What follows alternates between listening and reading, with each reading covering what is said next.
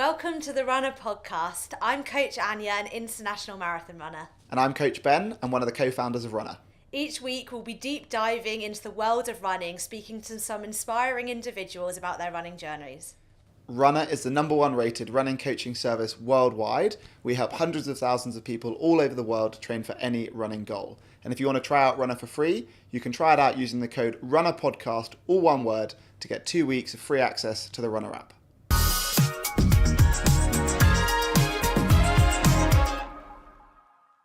Joining us on the podcast today is footballer YouTube star Theo Baker. Now with over 1 million subscribers on YouTube, Theo started out in 2015 documenting his football and his life. More recently, he showcased his running and triathlon challenges.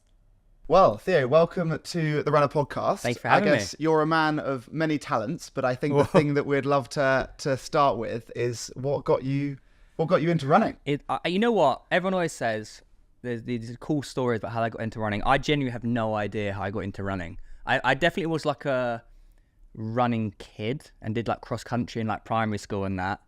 And then the running was always just like second nature to my football growing up. So I guess I did that just to aid my football. But I do have this one run I did. I want to say like anywhere between 2010 and maybe 2013. So I would have been like 15 to... No, that can't be right. I was about 18, 19. I must be younger. It must be more than... I'll scroll back on my Strava. But I remember running and I just carried on running. I think on the Strava it ended up being like 14k. And that was like the longest run I'd ever done in my life up until probably like 2020 during lockdown. And then I think I was probably the same as most people during lockdown. That running was sort of like the escape for everyone else during lockdown, and absolutely loved it, especially during that hot weather. It was amazing. When it was the kind of like run 5, nominate 5. Yeah. Oh, yeah, I did that. Yeah, posting the Strava photo with your hand out like that. I think I managed to scrape a PB that day when I did mine as well. So is your earliest running on Strava? Yeah, it is. I tracked all my runs on Strava. Oh, wow. I don't think I've done a single... It's quite sad, really. I don't think I've done a single run ever in my life not on Strava, prior to maybe having a mobile phone or a smartphone. How old are you, Theo? I'm 20, just turned 28. Because I'm literally the same age as you. I'm just turned 28 as well. Happy birthday. But I didn't start on Strava, and I'm really sad that my like earliest. Yeah.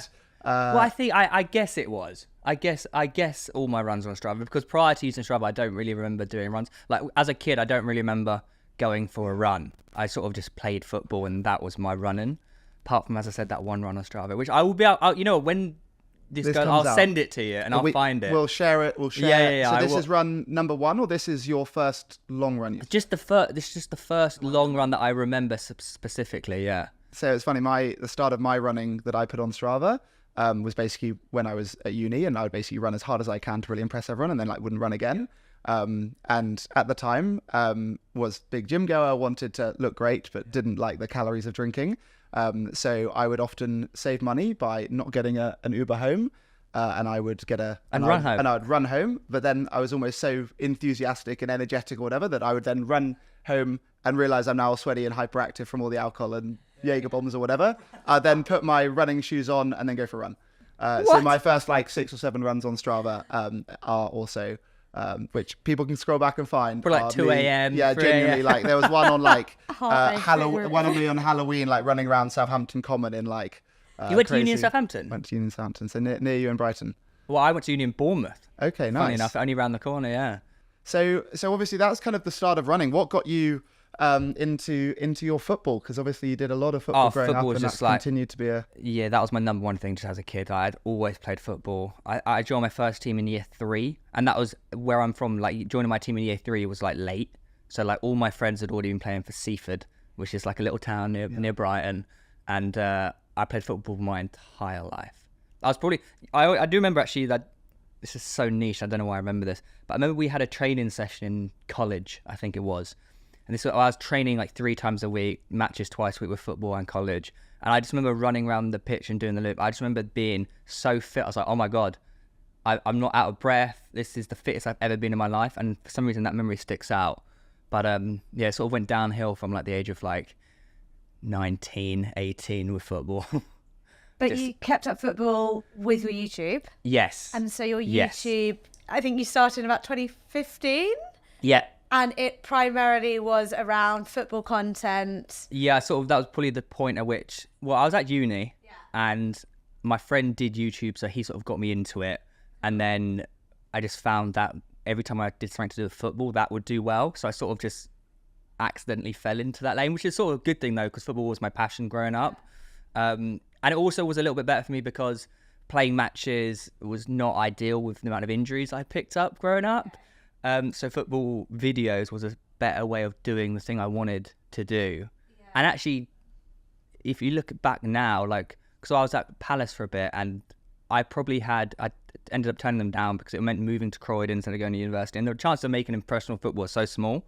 So I think looking back, going down the YouTube football route, I've probably achieved more in football than if I'd stayed at the club, which is quite interesting.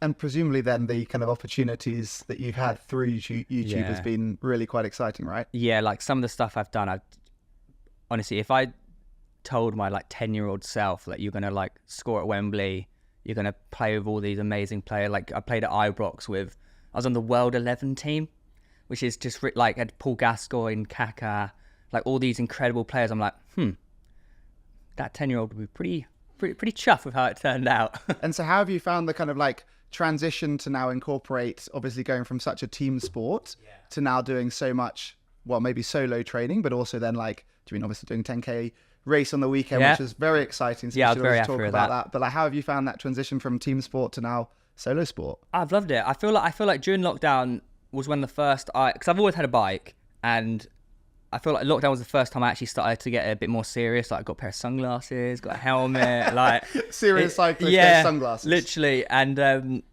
picked up my first gravel bike, thinking it was a road bike, and didn't really know the difference between the two. Actually, the one I rode in today. Nice. I've absolutely loved it. I had surgery a year and a half ago, and I feel like that was the catalyst to taking my training further.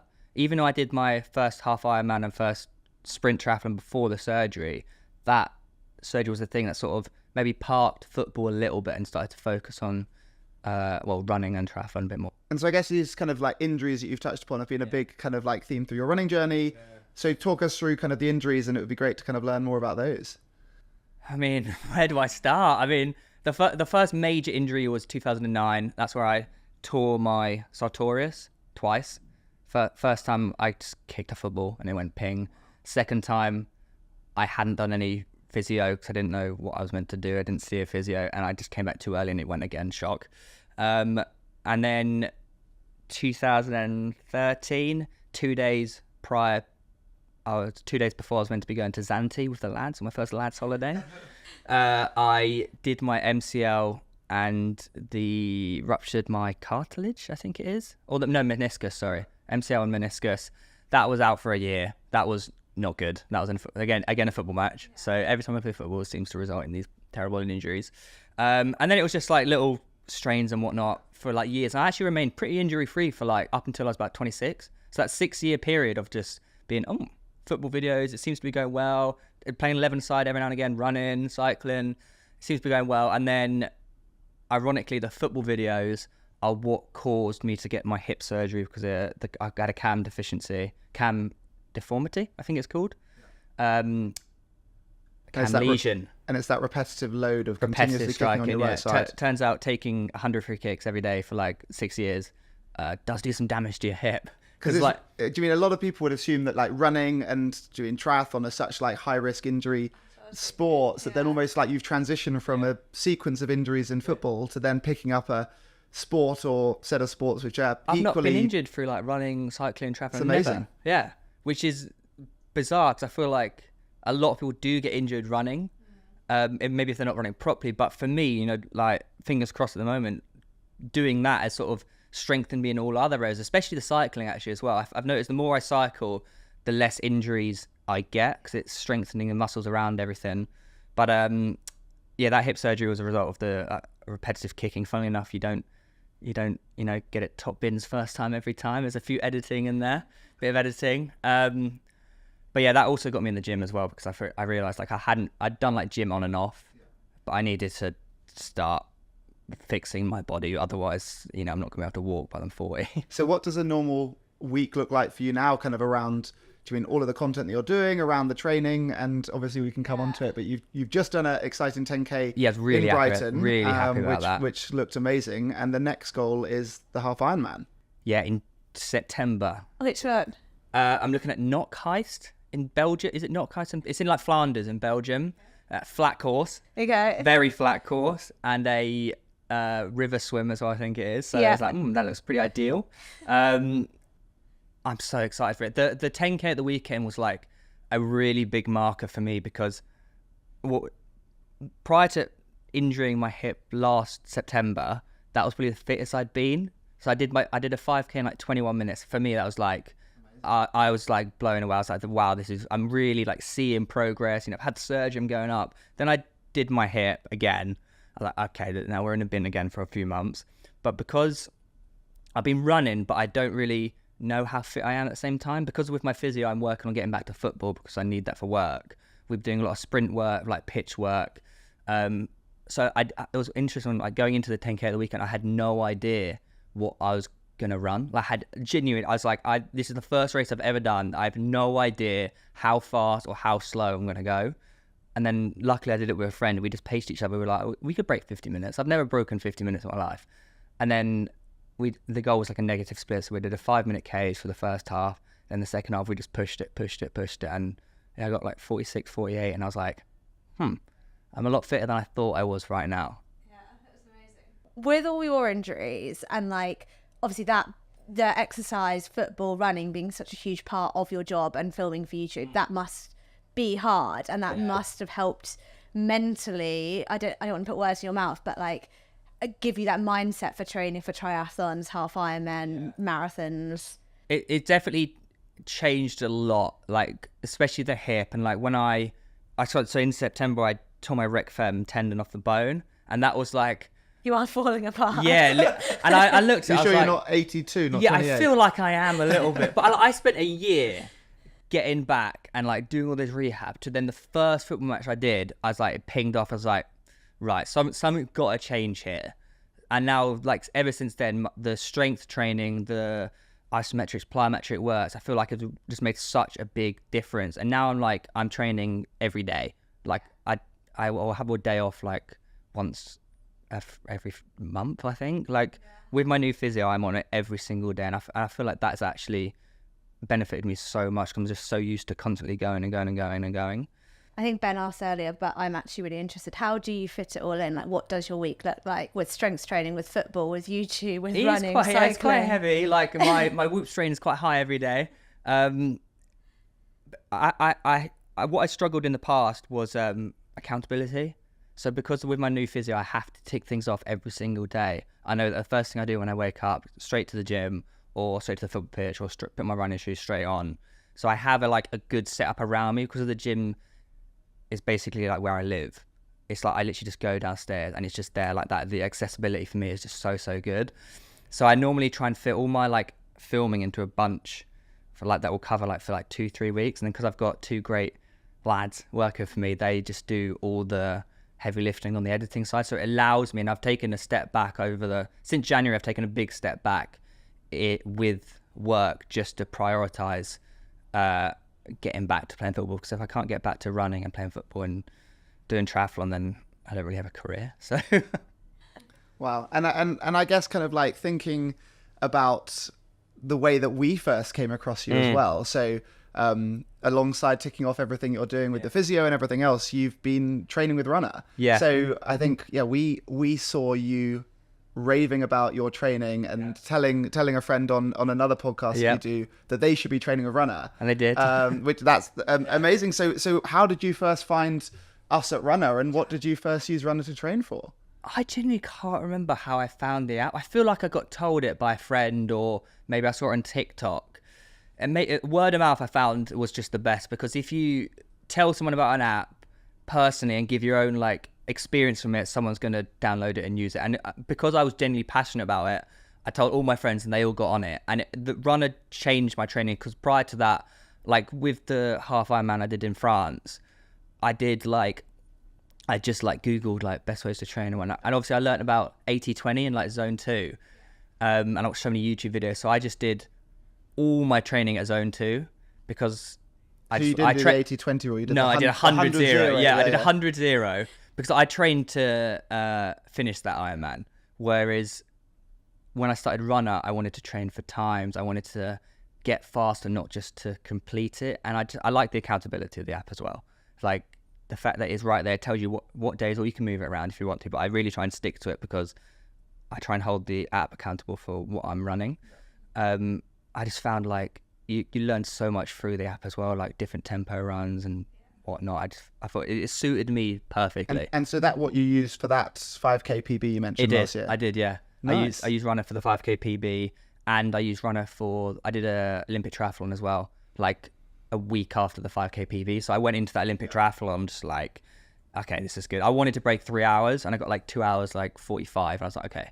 That was, primarily responsible by Runner, which I was pretty gassed about. And so this year's Half Ironman, that's going to be your second Half Ironman. Yeah. And so what is the goal? Is it to finish on the back of having had your hip surgery, or is it? I want sub 6. Okay. I want sub 6 hours. I know that is a bit of like it's going to, like, I got to take 40 minutes off my previous time. But I look at it and think, okay, so say I do a 40-minute swim, because swimming's definitely my weakest.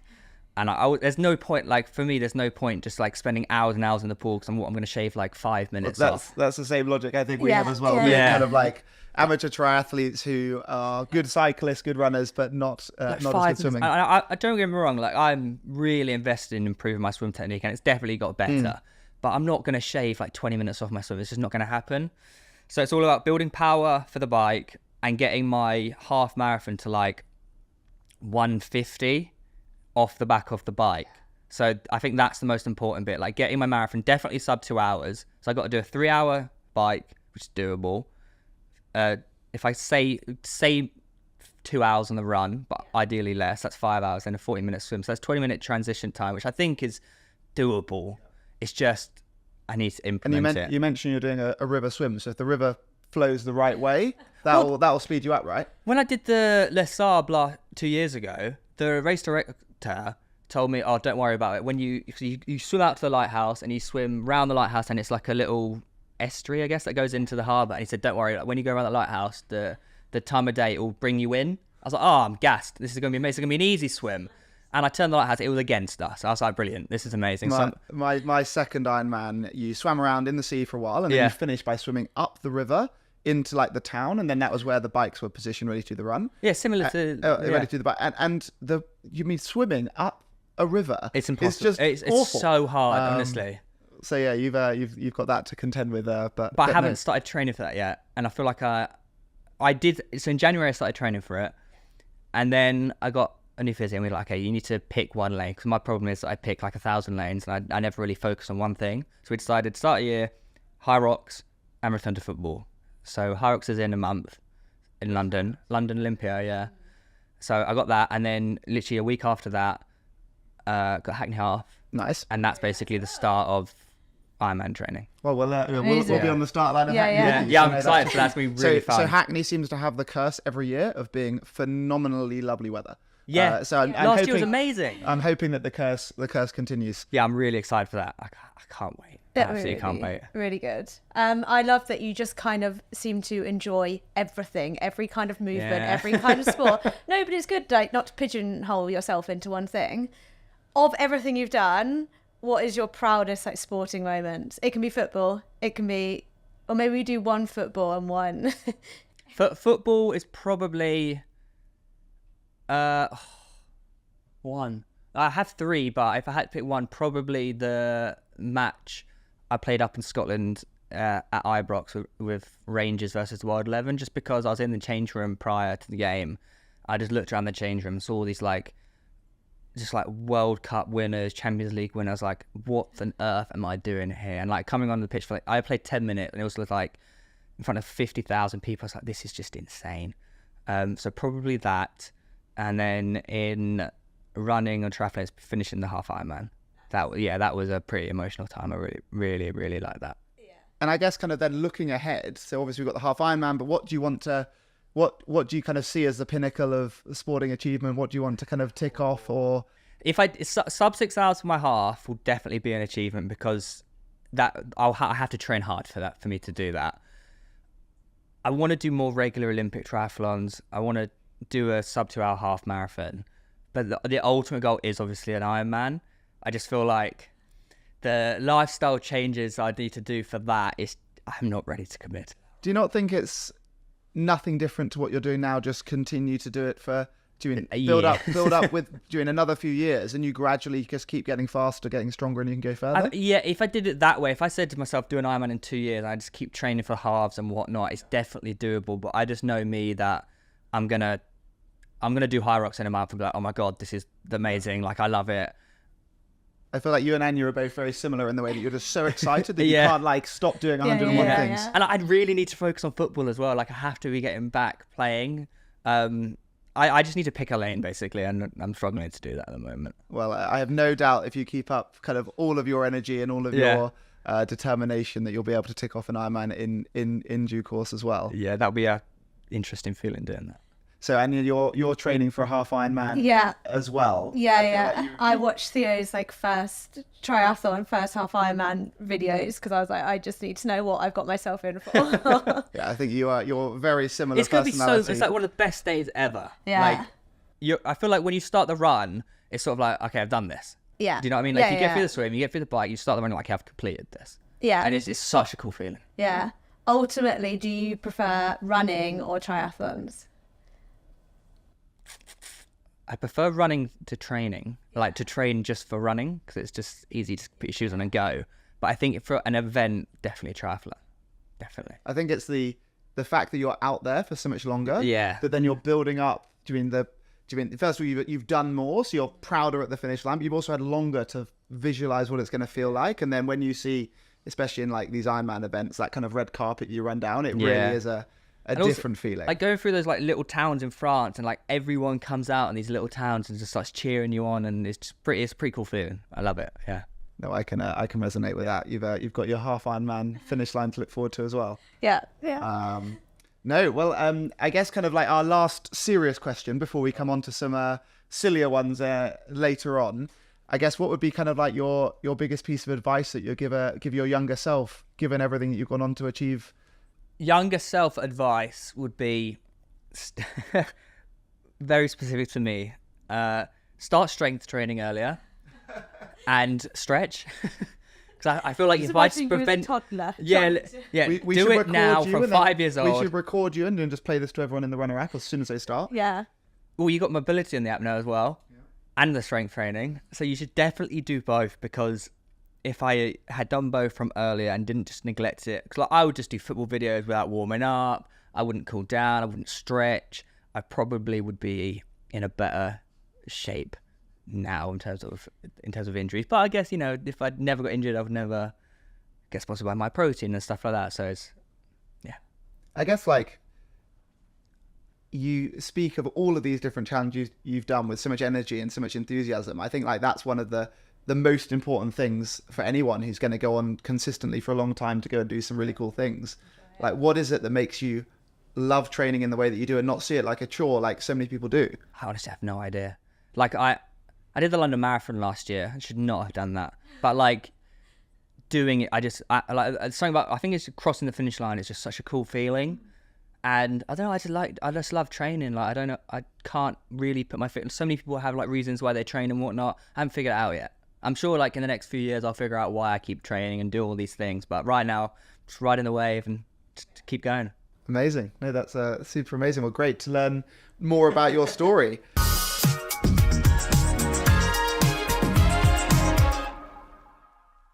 Today's tip focuses on interval training. This is one of our harder run sessions of the week.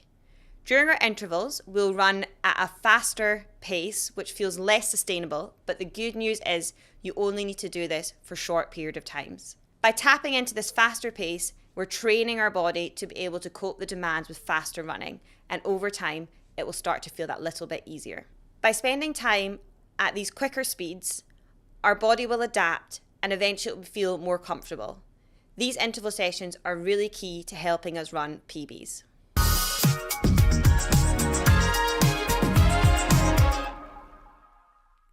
So now, we've got a few sillier questions. So I can blame Anya for coming up with this one. But would you rather do a 12-hour football match in a Trisuit or do a full Ironman in football kit? I feel like I would definitely die doing a 12-hour football match. Like, my body would fall apart, I think. And I feel like playing football in a Trisuit's not that bad.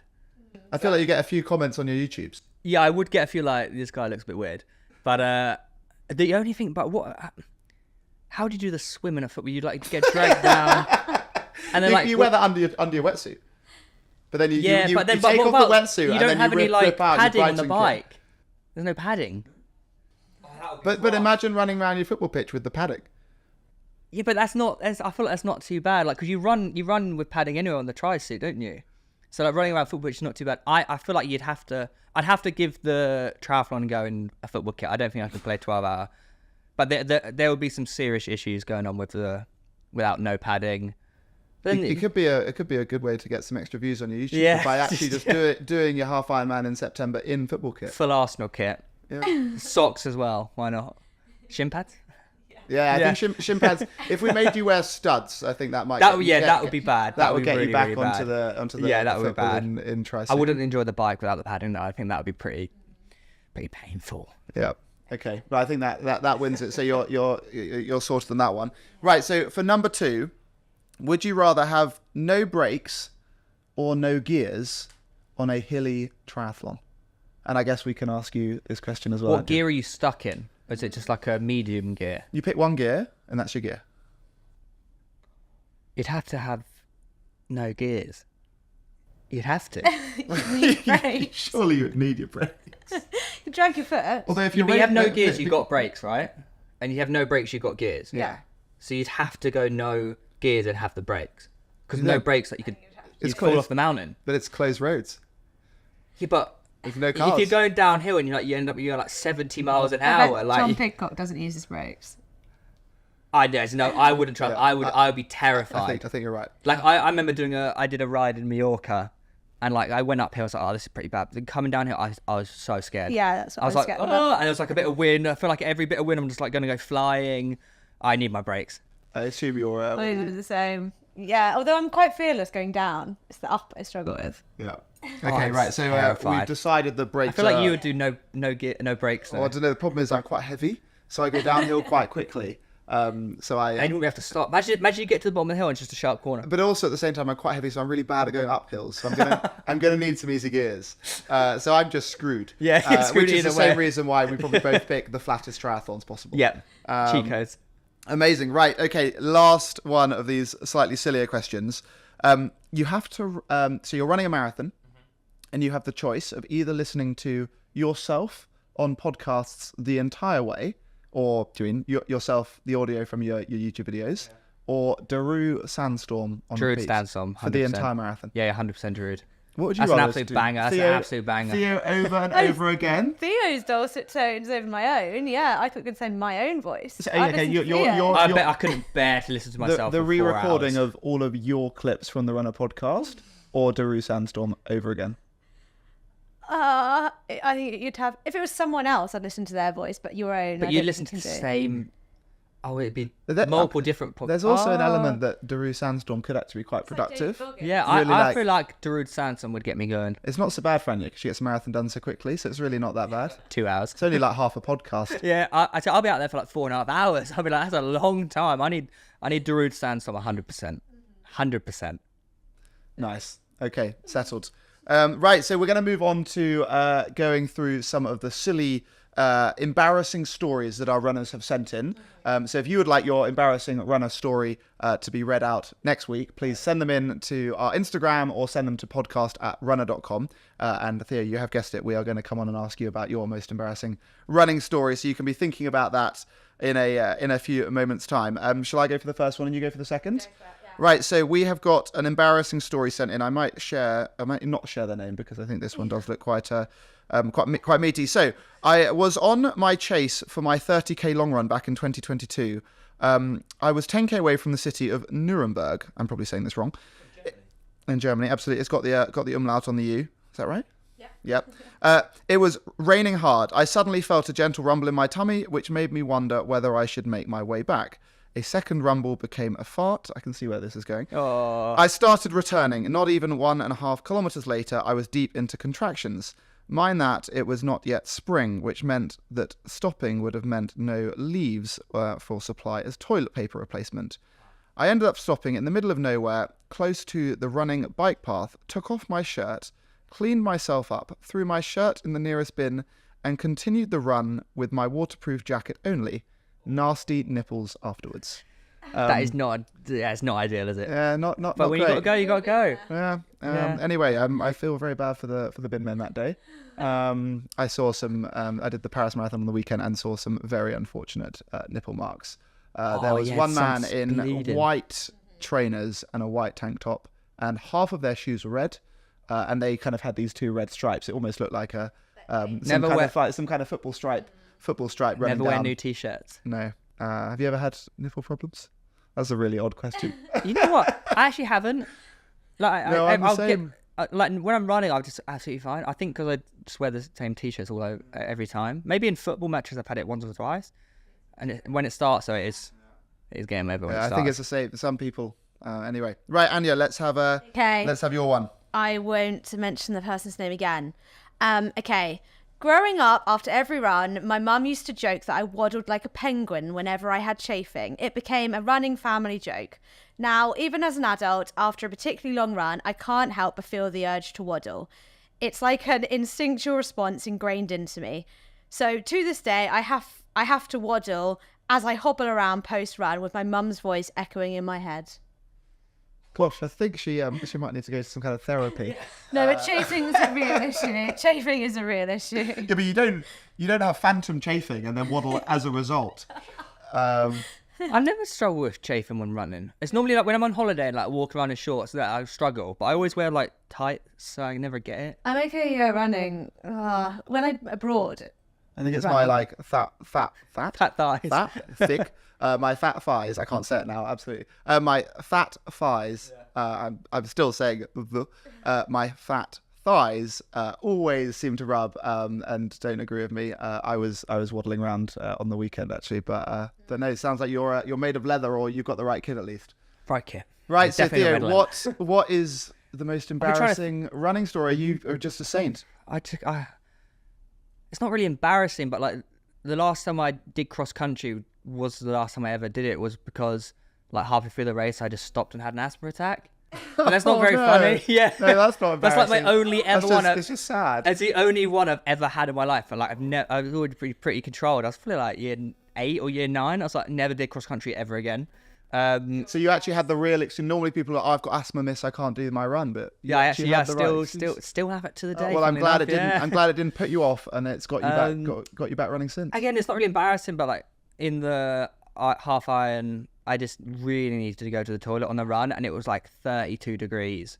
I went into one of the portaloos, and it was just the worst experience of my life. Like that was like it felt like 50 degrees in there, and also I couldn't really sit because I just like halfway through a half marathon after done 90k on the bike, like trying to get up from that toilet was bad. Like hell is actual portaloos at races. Like there is never. Yeah, and I just prayed really there good. must have been toilet paper, and I was like, thank God there was, but it was not ideal. So have you ever gone for a pee in your trisuit in a triathlon without In going the to water. toilet? Okay. In the water, but not on the bike. On the I end. feel like you have. On the end, I think I have in probably almost every triathlon. But out of the water. I've done it running and cycling. Oh God! I've mastered the art of unzipping on a downhill and just kind of going off to the side. Really? I've seen them do that at Tour de France. Yeah. I got off my bike and just went in the bush. I think Tied it up. that's the difference of going for like a time and then kind of getting around. true, On my first Ironman, I remember just being so close to the end and being so desperate for a wee on the end of the run. And the course was where you kind of like doubled back on yourself, so as runners going the other way. And I didn't fancy waiting or pulling over and adding on any time. So I did a wee while staring people down in the eye, going the other way. As soon as I finished, there was a hose down, kind of person with the hose to cool you down because it was so hot in Norway at the time. I took it, cleaned myself up, and that was that. So yeah, I had Early shower, it's all right. So clearly I'm slightly less polite or whatever it is than yourself. But you've got that to look forward to as a challenge for the full Ironman in 2 years' Weeing time. whilst running. That's a pretty talented thing, to be fair. Well, I can't say it's doing something to be that proud of. I wouldn't say it's something that we should be teaching everyone. But anyway, yeah. Okay. For that one. One question we ask all of our guests at the end Okay. to round up. You are naked on the start line of a marathon. You can only bring 3 things with you. Have 3 things on you. What are those 3 things? Running tights, Yeah? socks, Okay. and shoes. Okay. Yeah? That is. So you're not getting it on your Strava. This is the first run of your life that's not on Strava. I would. Well, I'll get the. Actually, I wouldn't get the official time because I wouldn't have my bib on. Your bib could be You could- attached you to could your pin that, short. yeah. I can attach a bib to my Yeah. short. Oh yeah, I'm living then. Yeah. Yeah. Shorts, running tights, socks, and shoes. Okay. Nice. Yeah. Hope there's water, gels on the course. I'll take the water, and someone will give me some Haribos at some point. Like, yeah, I think that's. But I see some people run with no socks. Triathlons, they do that, don't they? No, I'm not taking socks with me. Really? Or not if I got my 3 things. What are you taking then? Well, I might want my Garmin watch so I can. Track it. I've got to get it. Yeah. Yeah, how would I know my heart rate though? If I don't know my heart rate, And you're not what's the point of running? YouTubing it either. So you. Yeah, but I'll have someone else do that for me. Okay. Yeah. I saw. Oh, you got me thinking now. No, it'd have to be. It would definitely running I shorts. feel like you've gone for a safe choice. Yeah, I'll go safe bet, short. And also, I feel like I couldn't run without socks if I get a blister. I wouldn't be able to get through it. Yeah, I'd forgo the watch for socks, 100%. That's Nice. a bit of a boring answer, isn't it? And it's sunny. You're not worried about a little bit of a. Oh, I get sunburnt all the time. I'm fine. You just give up on that one. Yeah, at the yeah, start it anyway. is what it is. Yeah, I'll just. Yeah, it is what it is. Yeah. Bit of sunburn don't really. Doesn't do too much damage, does it? Well, I think, everyone wear your sunscreen. Don't listen to Theo. Yeah.